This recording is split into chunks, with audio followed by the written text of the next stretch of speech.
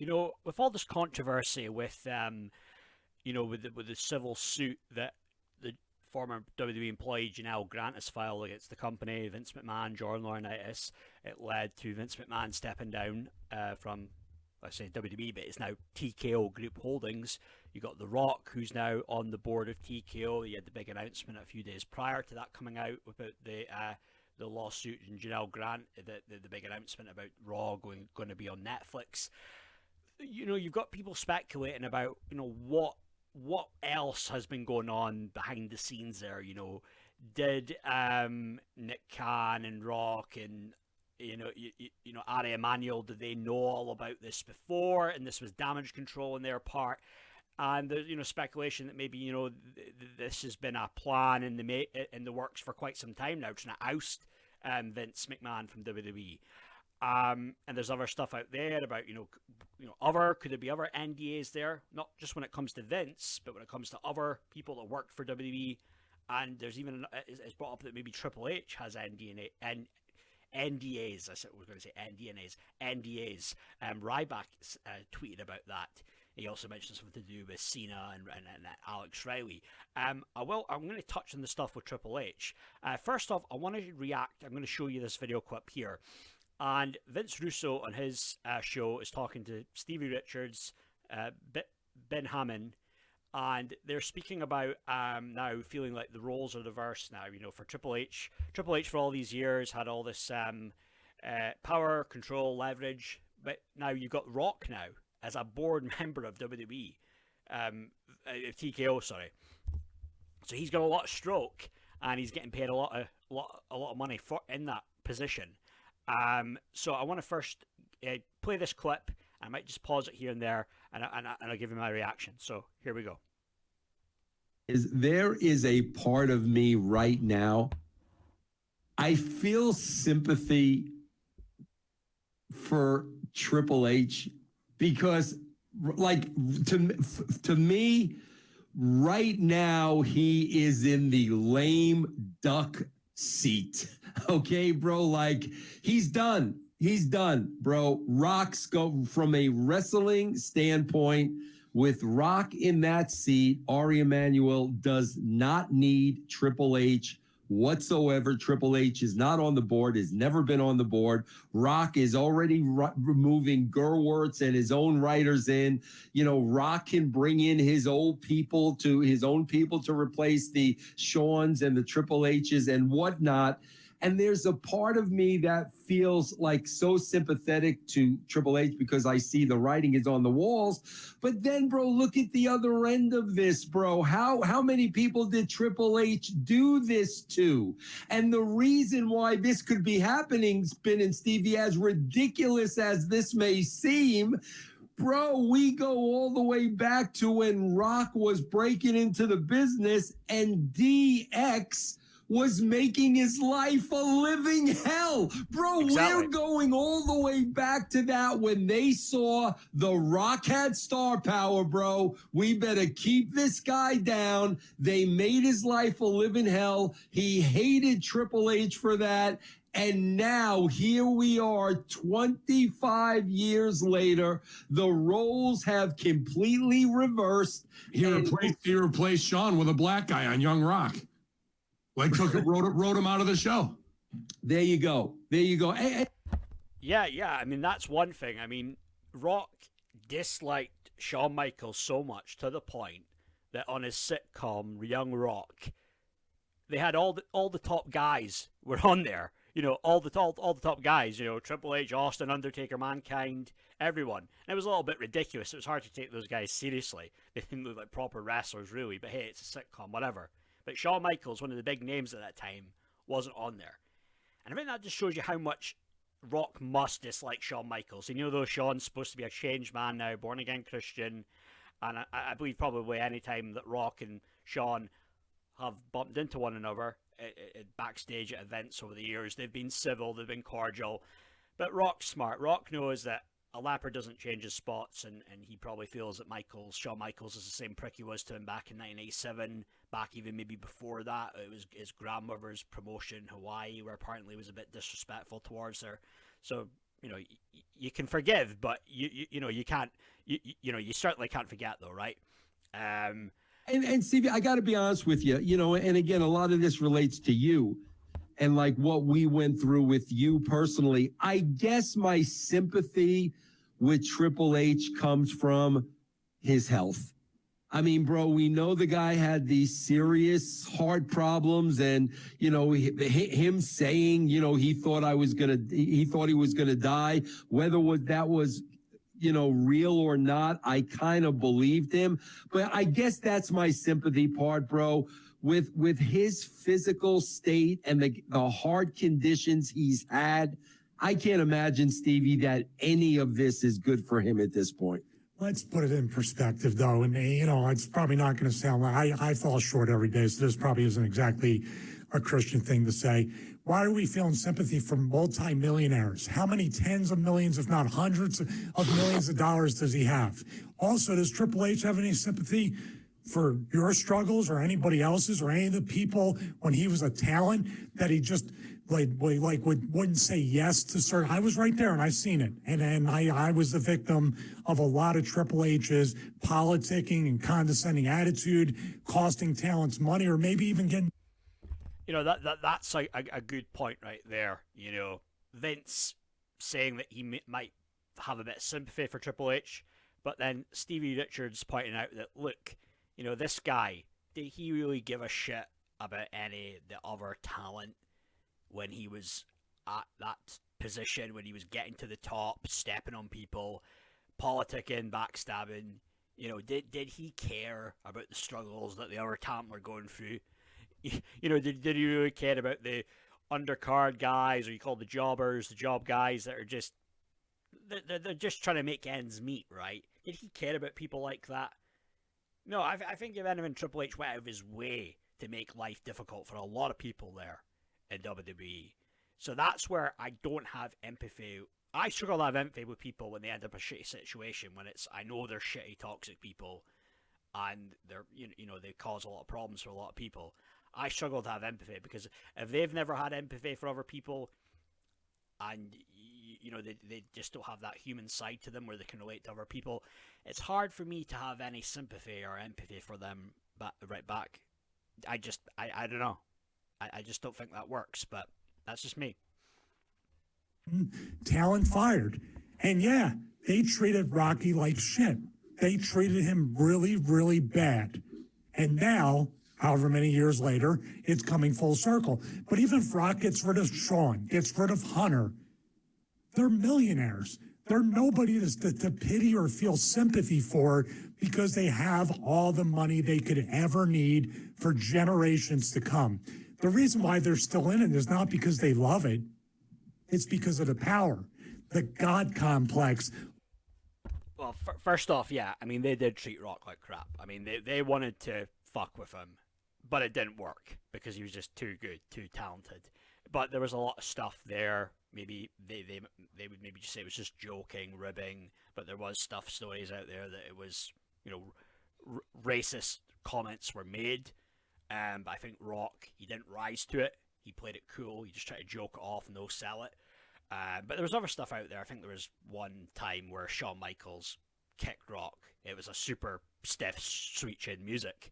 And then Rock confronted him backstage, and then Shawn Michaels made some comment about, if you can't take it, you shouldn't be in this business, kind of thing. And then I think Rock tried to lunge at him, but I think it was broken up. But, Rock could kill Shawn Michaels, let's face it. Shawn Michaels never won a fight in his freaking life. And you're talking about Rock from the Samoan lineage. His uncle bit a guy's nose off when he said, "Oh, what you guys do is fake in a bar." But Rock would have killed him, though. Totally killed him. And, yeah, I mean, they're still going to be rich, these guys, even if they do end up gone from WWE. Stevie Richards is right on the money with that.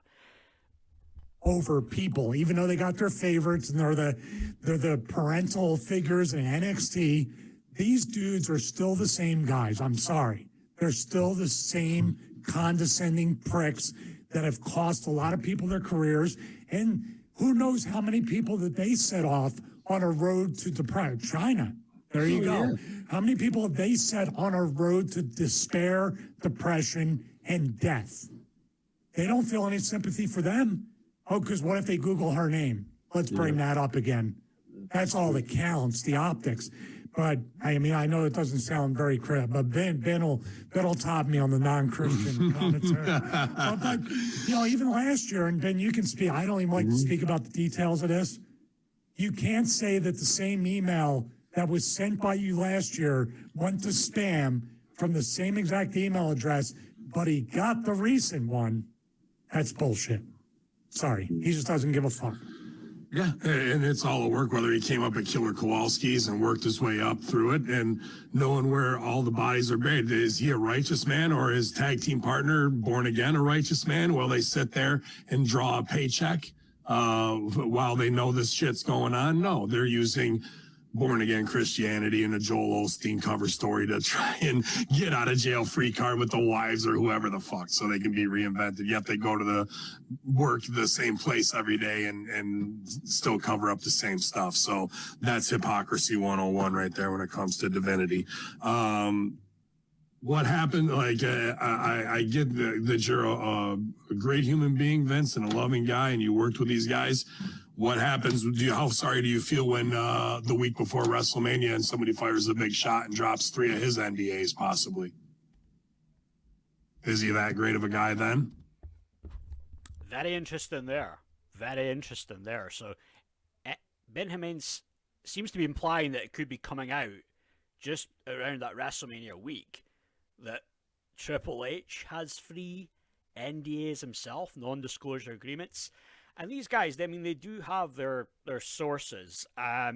They were involved somewhat in consulting with the creative. I think it was involved the USA Network a few years back.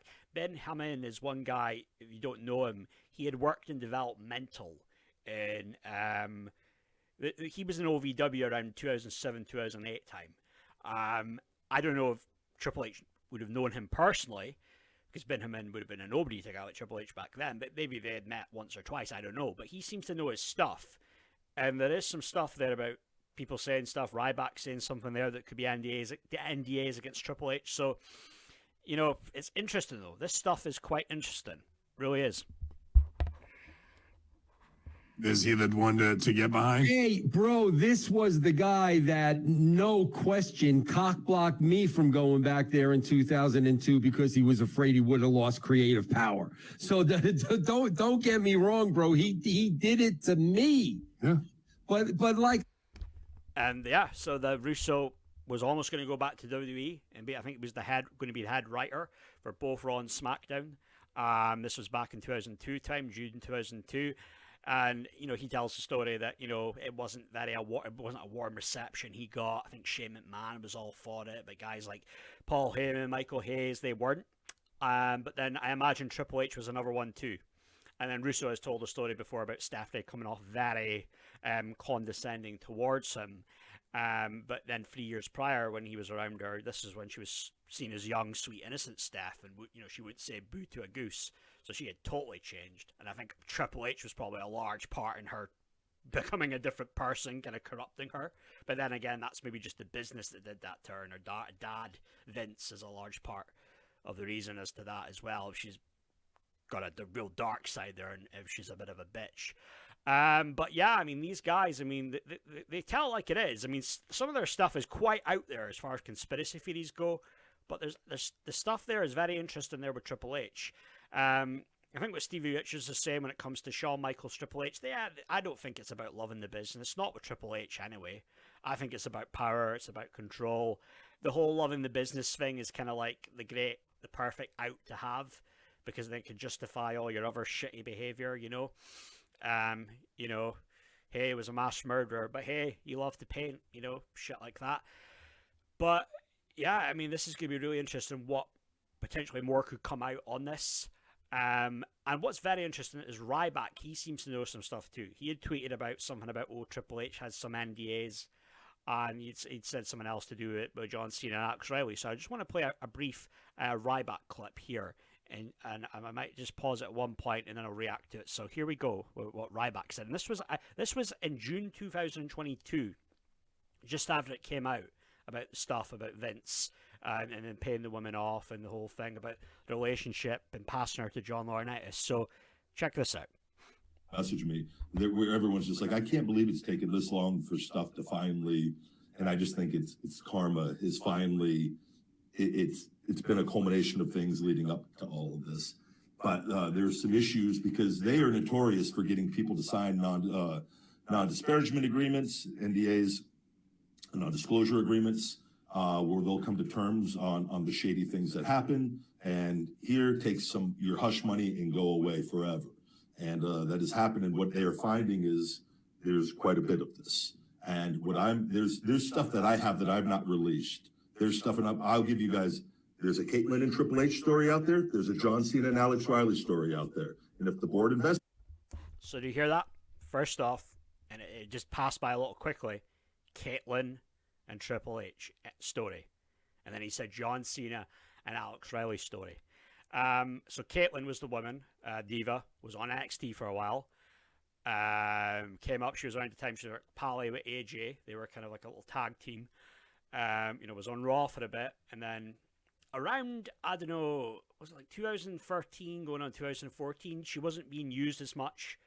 I don't remember being all that much featured from around late 2013 going on to early 2014. Don't recall Caitlyn being around a lot for that, so I don't know what the hell could be going on with this NDA thing. If there's an NDA there, a non-disclosure agreement with Caitlyn and Paul Levesque, aka Triple H, but you figure it out. You figure out what that NDA could be about if there is one. Investigates it, they're going to find some stuff. They're going to find a lot of stuff, and there's a lot more than just that. There's a lot of top WWE executives with a lot of diva stories, and that's why I encourage the divas to get out there and speak up, because I know there's a lot of them that have stories and they got kicked out of the business. They got negative stuff put out on them. And unfortunately, one of them's no longer here with Ashley Massaro. And I always knew and heard from inside and from people in the company that what she was saying had happened. And I think it's a horrific thing. And I wasn't there for it, so I never got too heavily involved. But knowing what I know and just knowing how they cover up things, I don't doubt her for 1 second. And that's enough to destroy, and clearly it did, and eventually took her life, right? So I think this is the beginning of the floodgates being opened. And I'll tell you, an innocent man does not step down as CEO. And so you have to understand, too, what's going on. They're trying to ease the blow of all of this because Vince has said he's going to cooperate with whatever they decide. Now, is it possible that some sort of shady shenanigans goes on and he survives all of this? Always possible with him, right? But I think he knows the writing is on the wall, and now there are people looking into this that he's never wanted looking into this. And they're finding stuff right away. And the more, every day that goes by, they're going to uncover more, and they're going to uncover more, and they're going to uncover more. Well, very interesting what he's saying there, that, he's saying on the one hand that you feel he could get away with it. Vince has survived a lot. There's all this stuff with sexual assault allegations going back to 1992, 1993. There's a whole steroid trial around 1983, 1984. He survived that, beating the federal government, basically. I think it was like you had a 3% chance of beating the federal government. You refused to take the plea bargain and you beat them. That is quite something there. But I agree. I don't think that Vince is surviving this one, though. And it's interesting him saying this now. This was 18 months ago, saying that back then. All of this, and it's not going to be pretty. A man who is innocent, who has done no wrong, even if he was wrong in this particular situation, he would fight and he would stand up for his company and his organization if he believed that he was truly going to be found innocent and they weren't going to find more. He has stepped down, and in an emergency situation, they have put Stephanie in that role because he knows there's going to be so much more that comes out. And what's going to happen is they're going to do this in pieces. There's going to be key people in WWE that have been in the know, and they're already looking into this from everything I understand. And I saw this coming right when I saw what was going on. The key people in WWE are going to be removed from their positions in pieces. And they're going to try to do this so it's not a sudden change, so the stock doesn't get royally screwed, right? So it's going to be in pieces so that, too, finally, when the investigation is done, these things have been the company's been going, everything's fine. You can see the company's still able to profit and do this and that, right? And so it's just, I'm going to take a sit back and wait approach to see, but that is my opinion on what I think is going to happen. It's probably going to be Laurinaitis is probably going to be gone. Pritchard's probably going to be gone. And So quite interesting. I mean, you know, considering how things have panned out, you know, Laurinaitis is gone. Well, Pritchard's still there, but all the different changes, being the merger, WWE, UFC, TKO Group Holdings, everything there. You know, becoming a new company. They did the whole thing a couple of weeks ago with the stock exchange, at the New York Stock Exchange. You know, so it's interesting how things have turned out now. You know, well, this is 18, 19 months on from when he did this video. nothing. I always like Bruce Pritchard. I always like Johnny, even though it's the worst position in the world with that. But they're two. Johnny's got caught in all of this now, right? And I don't know if he's still married to the Bella's sister's mom, but the last I heard he was with all of this. And people do things all the time. But when you're a publicly traded company, and there's things. What this is going to uncover is everything. Yeah, well, the stuff with John Laurinaitis, I mean, now you've got John Laurinaitis. It seems to be now that they're both, he's now saying he's the victim and blaming Vince. I guess he's going to try and claim that Vince had forced him into all this stuff. So there's not really that loyalty there, because, I mean, could have John Laurinaitis felt pressured, coerced into doing these things by Vince? Yeah, sure. But he's a grown man. What is he? Mid, late 50s, whatever, more than capable of making his own choices in life. So I don't believe the whole thing that Laurinaitis is a victim in all this at all. And it's not a good look. I don't think Vince is going to survive this. I certainly don't think Vince is innocent, even though there'll be people like Kevin Nash or other people out there that try their hardest, their damnedest to try and defend Vince. But all this stuff, it's a lot of changes now. The Rock, on the board at TKO, and then there was Nick Khan, the old childhood friend from Hawaii that first came in to WWE, was it the president, chief financial officer? That was back in 2020. So just some of these changes are very interesting, but it's all that stuff there with Triple H as well. Could there be some NDAs out there that Triple H has had? Will that come to light? Could that be exposed around WrestleMania week or sometime in the near future? Who knows? But it's just some very interesting changes that have been going on right now in WWE. And it's not the same. And again, I think Eric Bischoff was saying all this stuff about the allegations. He, believes the victim. And it's just that thing with Vince McMahon. Like, we might never look at him the same way again. We might look at him like now people in Hollywood look at Harvey Weinstein. We just won't look at him the same way again. And so there could be still a good few more things to come out in this. And again, we're going to find out more. I'm sure we're going to find out more eventually.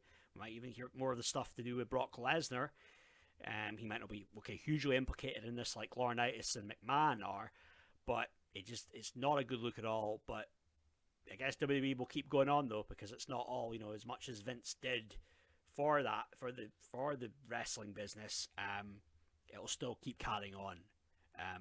Sports entertainment wrestling will still carry on, but this stuff though, could it be exposed about Triple H? Is there NDAs out there? I guess I'll have to wait and find out and see. But those are my thoughts on all that, guys. So feel free to click the subscribe button, click like, leave a comment, let me know what your thoughts are on all this. But thanks for now, guys. See ya. Bye.